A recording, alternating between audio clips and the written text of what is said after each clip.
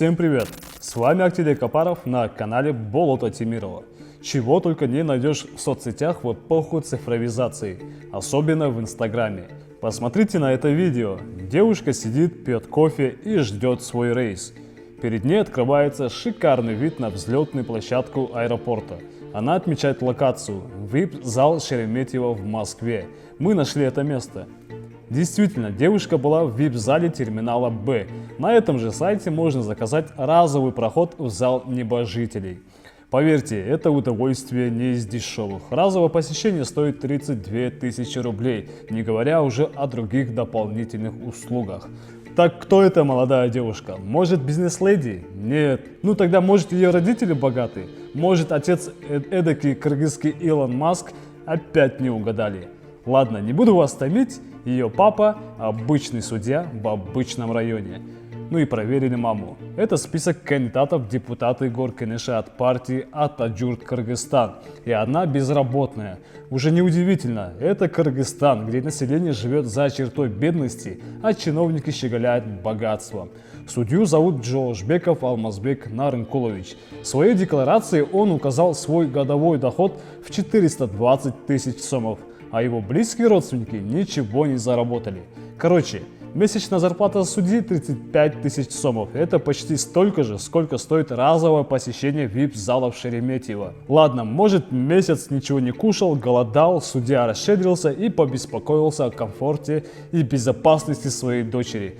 Но нет же, дочка судьи ни в чем себе не отказывает.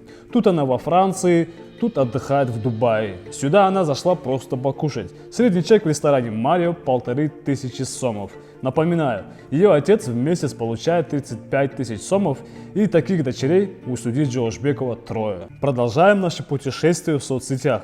В сторисе у одной из дочерей мы увидим аж 4 дорогих внедорожника. Это, по-видимому, семейная сходка. И о членах этой могущественной семьи мы расскажем далее. Белый Range Rover Sport. Рыночная стоимость не менее 20 тысяч долларов. Система CarCheck сообщает, что нет данных по такому госномеру, а это значит номера подложные. И более того, это значит, что этим людям не страшны правоохранительные органы или кто-либо еще в этой стране. Следующая машина Toyota Land Cruiser.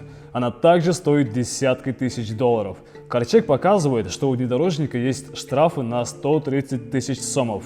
Давайте проверим, чья же это тачка. Кто же этот злостный неплательщик штрафов? Владельцем машины оказался отец судьи Нарынкул Джоошбеков. На него записаны еще целых 3 автомобиля. Знакомимся с ним поближе. И вуаля, до того, как стать успешным таким богатеем, он управлял строительством Талдыбулакского золотодобывающего комбината. А строилась она на деньги государственного предприятия Кыргызалтын. Сейчас же Джоошбеков-старший руководит несколькими компаниями. Это управляющая компания Ринек и Бизнес-центр Россия. А еще он соучредитель в 3 фирмах – Нуриком, Коксагез и ОСО НАМ 2011.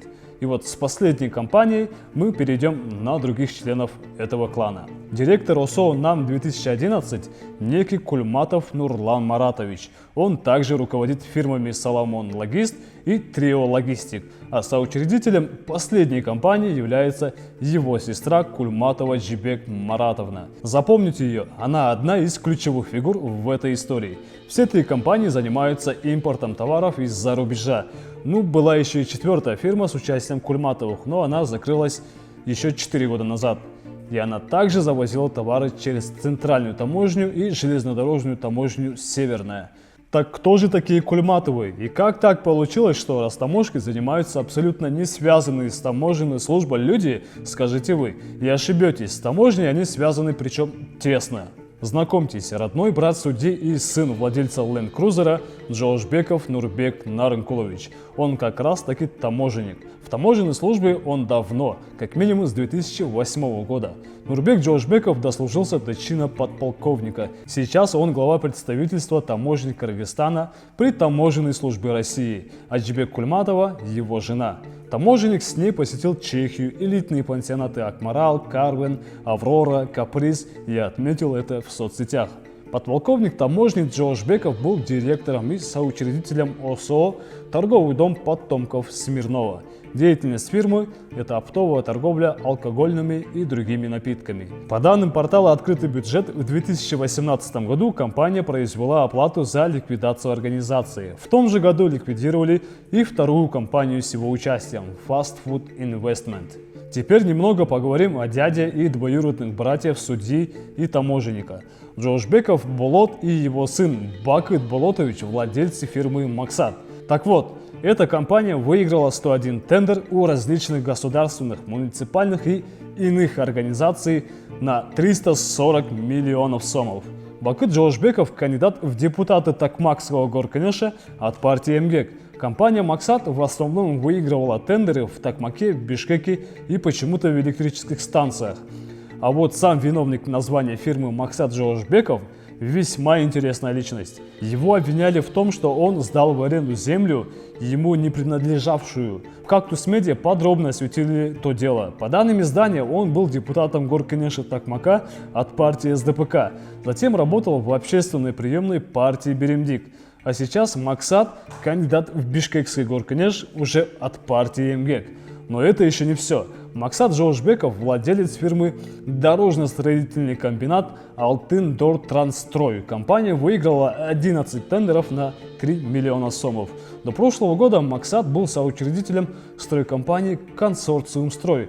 Сейчас это ОСО принадлежит фирме Family Group, а соучредитель этой компании – сын депутата Алиарбека Абджалиева, который подозревается в незаконном обогащении. Вообще, участие в выборах таких чиновничьих кланов в Кыргызстане не редкость. На парламентских выборах Джоошбекова активно вкладывались в избирательную кампанию. Помимо того, что Джоошбеков Максат работал в общественной приемной, другая Джоошбекова пожертвовала партии Беремдик 200 тысяч сомов. Предстоящие выборы в местные кенеши не стали исключением. Двоюродные братья таможенника и судьи Джоошбековы, Максат и Бакыт, идут от партии МГЭК в Бишкекский и Токмакский горкенеши. Мы уже говорили, что мать дочери судьи идет кандидатом от партии Атажурт Кыргызстан, а кандидат в Бишкекский горкенеш от партии НДПК Талайбек Дайырбеков также приходится родственникам семьи Джоошбековых.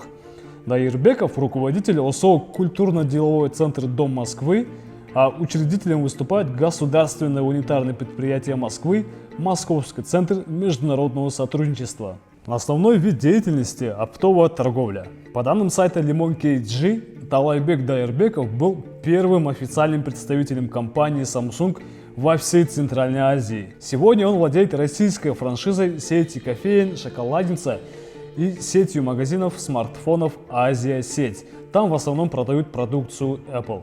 Ну вот мы добрались и до конца. Ничего удивительного для Кыргызстана. Все по классике. В успешной, богатой семье должен быть таможенник, судья, депутат, министр и так далее.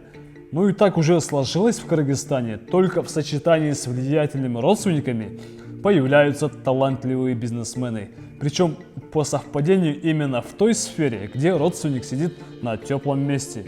Уже не удивляет, когда у таможенников родственники имеют транспортные, логистические компании или успешно импортируют лекарства, технику в больших количествах. Ну и обязательно нужно завязаться с правящей партией и протолкнуть кого-то в депутаты. Но об этом уже после 11 апреля. С вами был Ателе Капаров. Огромный пламенный привет талантливым родственникам чиновников.